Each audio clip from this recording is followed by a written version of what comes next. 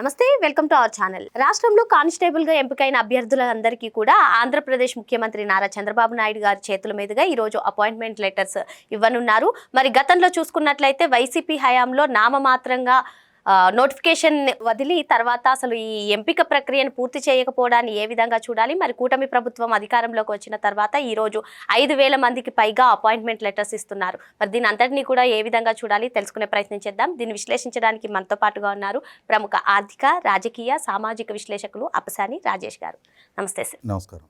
రాష్ట్ర ప్రభుత్వం ఒక పండుగలా నిర్వహిస్తుంది ఈ కానిస్టేబుల్ అభ్యర్థులందరికీ కూడా ఈ అపాయింట్మెంట్ లెటర్స్ ఇవ్వడం సార్. మరి మంగళగిరి బెటాలియన్ పరేడ్ గ్రౌండ్లో ఈరోజు నారా చంద్రబాబు నాయుడు గారి చేతుల మీదుగా ఈ అభ్యర్థులందరూ కూడా అపాయింట్మెంట్ లెటర్స్ తీసుకొని ఉన్నారు. మరి 2022లో నవంబర్లో నామమాత్రంగా ఈ నోటిఫికేషన్ రిలీజ్ చేసి తర్వాత దాన్ని ముందుకు కొనసాగించలేదు నాటి ప్రభుత్వం. ఈరోజు కూటమి ప్రభుత్వం అధికారంలోకి వచ్చిన తర్వాత 5,575 మంది అభ్యర్థులందరికీ కూడా ఈరోజు అపాయింట్మెంట్ లెటర్స్ ఇవ్వడం, ఈ పరిణామాన్ని అంతటినీ కూడా ఏ విధంగా చూడాలంటారు? ఇప్పుడు వాస్తవంగా రాష్ట్రంలో ఉన్న నిరుద్యోగ యువత,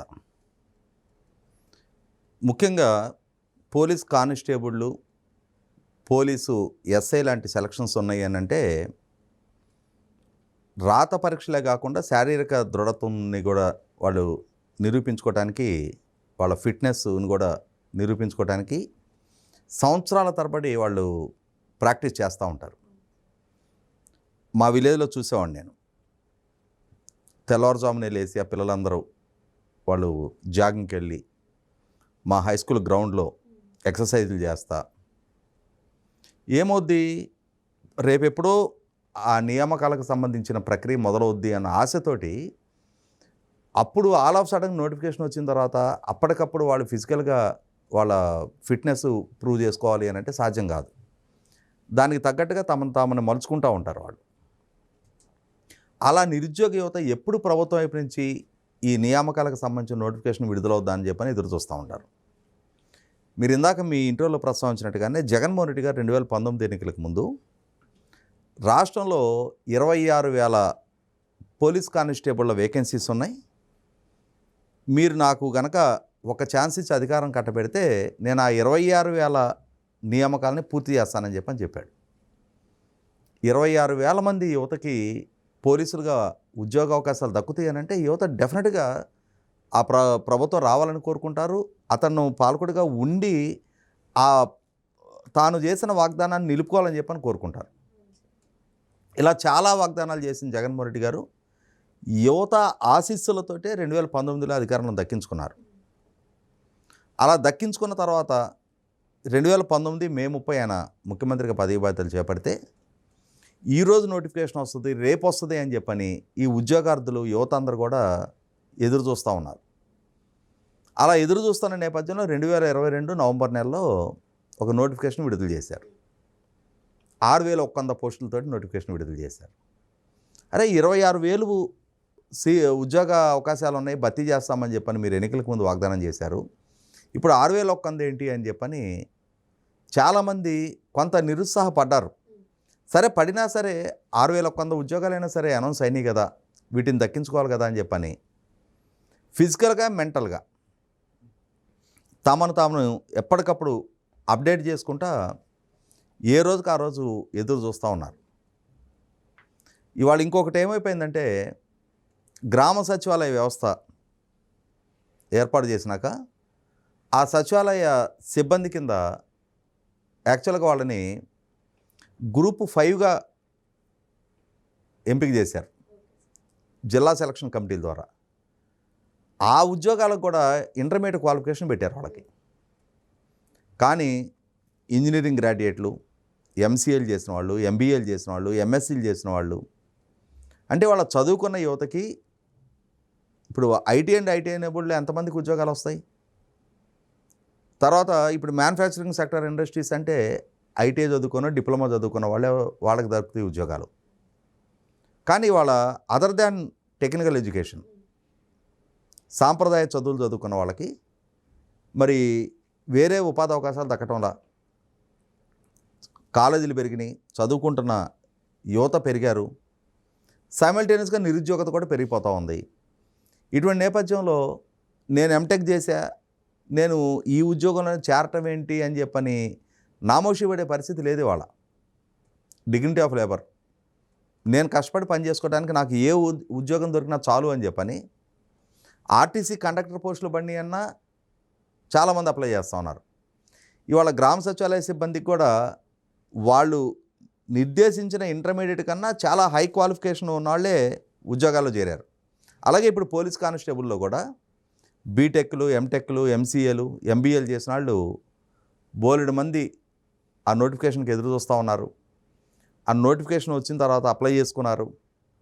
కానీ జగన్మోహన్ రెడ్డి గారు చిత్తశుద్ధితో తాను ఎన్నికలకు ముందు చేసిన వాగ్దానాన్ని నిలుపుకోవటానికి ఆయన ఏం చెప్తారు, వాళ్ళ శ్రేణులంతా మాట తప్పడం మడం తిప్పడం అంటారు. కానీ ఎన్నికలకు ముందు నేను యువతకి ఈ విధంగా వాగ్దానాలు చేశాను. 2,32,000 ప్రభుత్వ ఉద్యోగాలు భర్తీ చేస్తా అన్నా, 26,000 పోలీసు ఉద్యోగాలు భర్తీ చేస్తా అన్నా, 39,000 టీచర్ పోస్టులు ఖాళీగా ఉన్నాయి, మెగా డిఎస్సి కండక్ట్ చేస్తానన్నాను. ఆ దిశగా నా మాట నిలుపుకోవాలని చెప్పి ఆయన ఏం ప్రయత్నం చేయలే. మాట తప్పాడు, మడమ తిప్పాడు. ఆ 5 సంవత్సరాల టెన్యూర్లో ఉపాధ్యాయుల నియామకాల కోసం నాటివిన సింగిల్ డిఎస్సి, అలాగే పోలీసు నియామక ప్రక్రియ మొదలుపెట్టి కూడా దాన్ని కంప్లీట్ చేయాలి. దాంతో వాళ్ళు ఎన్డీఏ కూటమి ప్రభుత్వం అధికారంలోకి వచ్చిన తర్వాత ఆ వాగ్దానాన్ని నెరవేర్చాల్సిన బాధ్యత వీళ్ళ భుజస్కంధాల మీద పడింది. 6,100 ఉద్యోగాల కోసం రాత పరీక్షలు కండక్ట్ చేశారు. కండక్ట్ చేస్తే అందులో 6,014 మంది క్వాలిఫై అయ్యారు. 6,014లో కూడా వెరిఫికేషన్ తర్వాత 5,757 మందిని ఎంపిక చేశారు. 3,343 మంది సివిల్కి, అలాగే 2,414 మంది ఏపీఎస్పీకి ఎంపిక కాబడ్డారు. ఈ సివిల్కి ఎంపికైన 3,343 మందిలో కూడా 993 ఆడపిల్లలు ఉన్నారు. మహిళా కానిస్టేబుల్గా సెలెక్ట్ అయ్యారు వాళ్ళు కూడా. సో సుమారుగా ఇవాళ 5,757 ఉద్యోగాలకి ఇవాళ నియామక ప్రక్రియ ముగించి రేపు 22వ తారీఖు నుంచి వాళ్ళని ట్రైనింగ్కి పంపిస్తూ ఉన్నారు. 9 నెలల పాటు పోలీస్ ట్రైనింగ్ ఉంటుంది అకాడమీస్లో.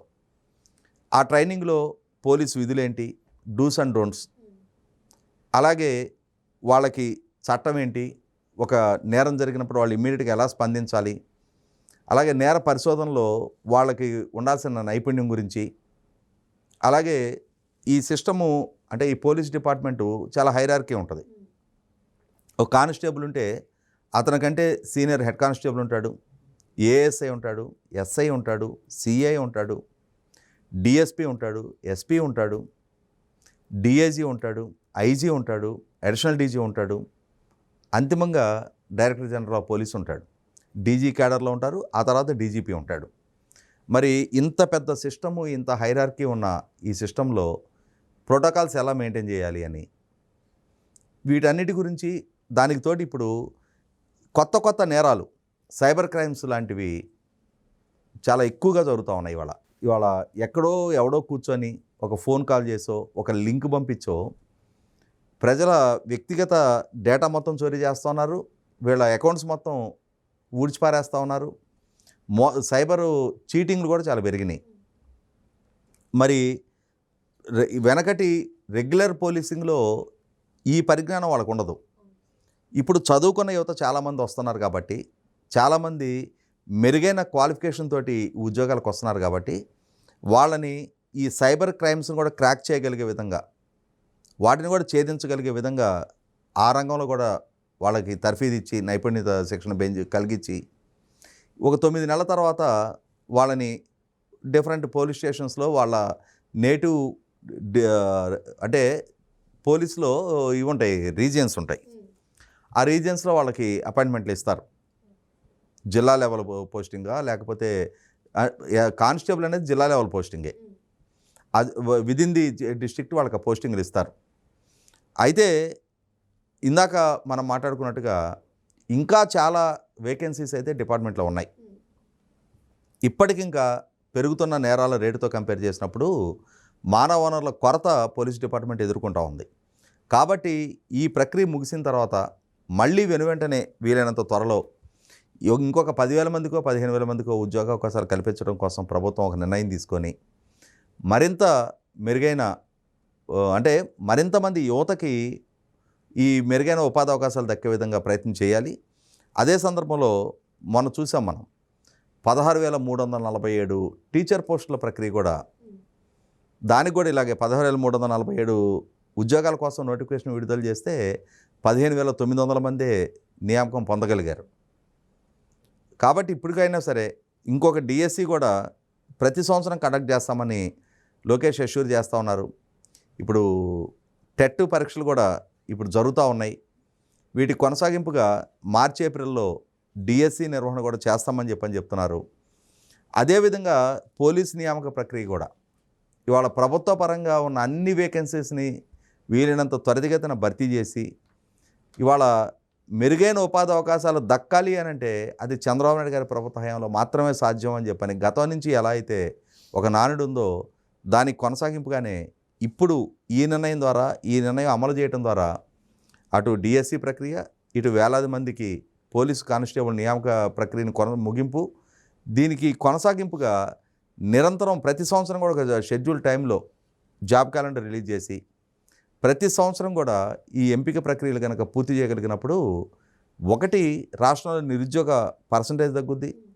అదే సందర్భంలో విభాగాలు కూడా మరింత సమర్థంగా పనిచేయడానికి కావాల్సినంతటి మానవ వనరులను సమకూర్చుకొని ఇవాళ టీచర్లనికి ఒక టార్గెట్ ఇస్తూ ఉన్నారు. వాళ్ళని మీరు స్టిపులేటెడ్ టైం లోపుగా 100% లిటరసీకి తీసుకురావాలి, స్కూల్ డ్రాప్అవుట్స్ తగ్గించాలి అని చెప్పని, స్కూళ్ళని ఆధునీకరించాలి అని చెప్పని ప్రయత్నం చేస్తున్నారు.